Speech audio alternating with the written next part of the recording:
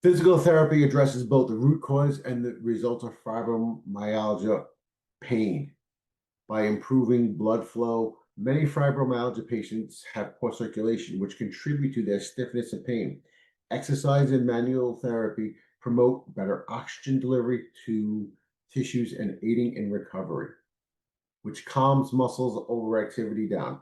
Muscles that are often tight or overworked due to fibromyalgia related weakness. Stretching and gentle exercises relaxes these stuck, tense muscles and muscle knots. Now let's talk about chiropractic care for fibromyalgia. So chiropractic therapy mainly focuses on the spine and nervous system and skeletal alignments to improve musculoskeletal function and reduce fibromyalgia related pain.